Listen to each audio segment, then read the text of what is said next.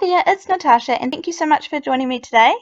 This is the stamp set that we are going to be using today to create a one colour card. I had heaps of fun doing my last one colour card where I chose the colour orange, and this time I am going to go ahead and do another card version but with different ideas. So I'm going to start off with the stamp set. This is a stamp set from Aliexpress on Aliexpress, and I will link it down below in case you're interested.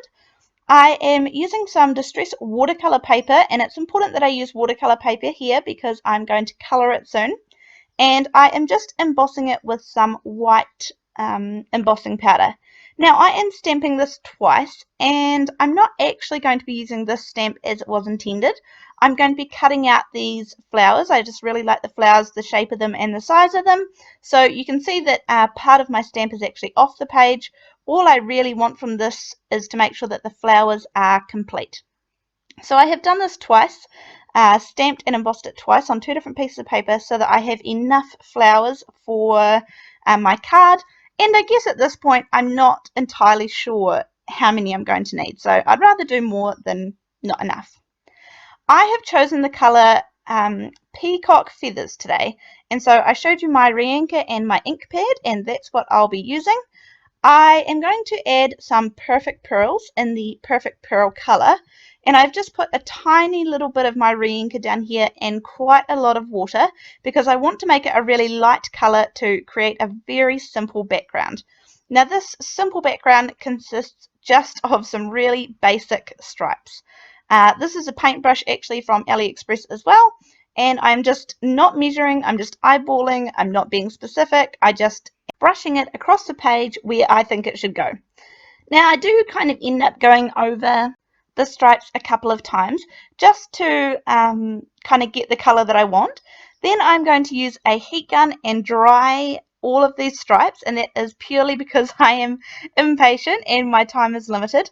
So I'm going to make sure that it's quite dry, almost perfectly dry, and then what I'm actually going to do is I'm going to squirt some clean-ish water, and I'm going to go back over some of my stripes. Now the reason that I'm doing this is not to add colour, but I want to create some sort of watered texture within the stripes, and you'll be able to see in a minute when I hold it up. It's kind of much easier to see in person that you can kind of get some of those water lines and things. It just adds a little bit more interest, particularly when you're using just one colour. Now I'm going to put a dot out of just the pure Reinkers, and I'm going to add some splatters on here. You can see I got a really big one down the bottom right hand corner, but not to worry, it'll work out one way or another. So I've pretty much finished my background, and you can kind of see the beautiful shine there that the Perfect Pearls create when you mix them with the Oxide inks. Now here I have my panels of my flowers, and I am just basically saturating them in water. So this is the watercolor paper, remember, and all I'm going to do is I have an acrylic block there beside me, and I'm just going to put a little bit of water on there and a tiny wee drop of the Reinkers, and I'm just going to watercolor, very basic, extremely basically watercolor these flowers. There's really no rhyme or reason to how I'm going about it. I'm just making sure that the flower that I'm doing has plenty of water on it before I start, and that helps shift the ink around, and it kind of ends up pooling darker in some places than others. So as I said, I'm just sticking to this one color, and so when you have one color you definitely want some variance in the color. So for the background I tried to go light, and this is just going to be the first layer of these flowers. Now I have some twigs in foliage here that I'm going to die cut out of some heavyweight vellum, so I'm just going to run those through my die cutting machine, and you can see them all cut out there.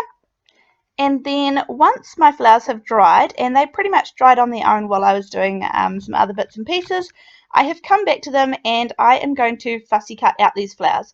Now obviously there's no coordinating dies or anything, so I'm just going to really quickly go around the edges. And when I'm choosing items to fussy cut, I make sure that it is a picture of something really simple. I definitely always look at the edges of something before I choose to go ahead and fussy cut it. So it's not something I super love doing, but I really don't mind it either.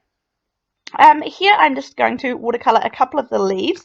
Now they are not necessarily whole leaves, but that doesn't matter because I suspect when I put them into my bouquet that you won't be able to see the bottom half anyway, so I'm not worried about that at all. And I'm doing exactly the same thing by adding colour. Now, when I was putting all that ink on my acrylic blocks and things, I have a piece of paper over to the side where I was blotting off and just basically using up the colour so that I didn't waste it.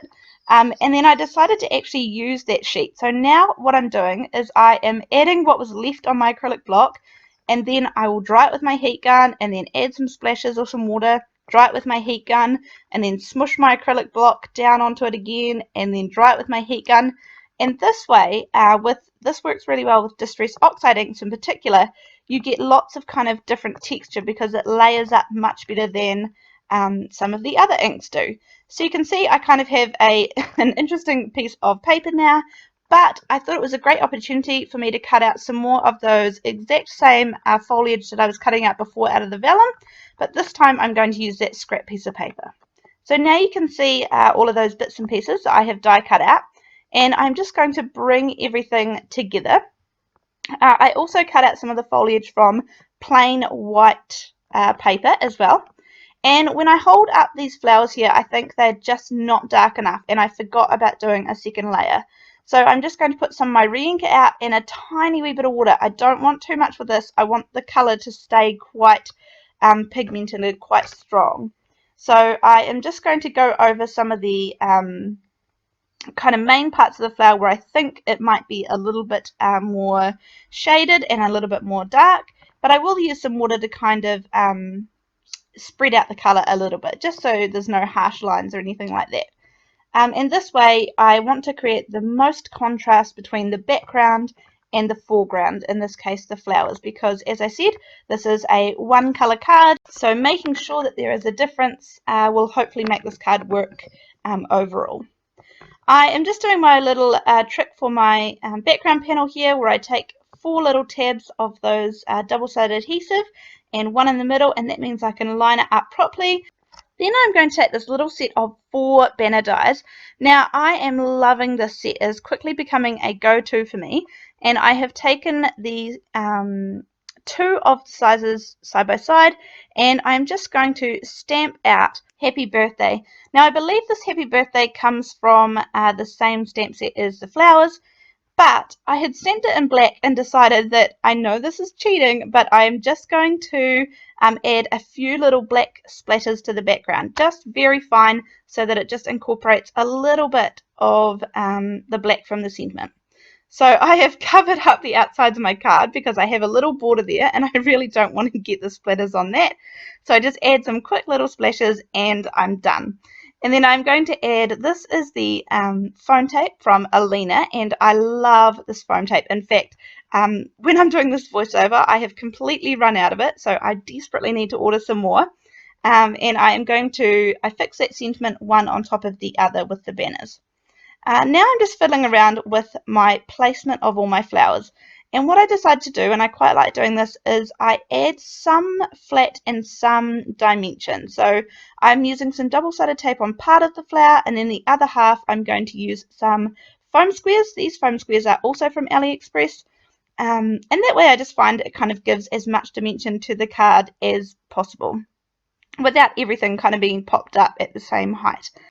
Some liquid glue from my favourite glue bottles from Aliexpress, and that will adhere down the sentiment. And then I'm just going to poke in some of the foliage around the outside. I'm using a combination of all of those things that I had, either the blue paper, the white paper, or the vellum. And sometimes I'll cut little bits down just to make sure that they fit in nicely, because I don't want anything to go outside the perimeters of the card. And that was pretty much my card for today. I will squirt some glue and things down the side of these so that I know that they are well stuck in place. And I hope that you enjoyed this one colour card making. I certainly really enjoyed the challenge of the orange one, and I enjoyed this one just as much. So please give me a like and a thumbs up, and share this video if it's something that you enjoyed watching, and I will see if I can come up with some more in the future. Thank you, and I'll see you in the next video. Bye!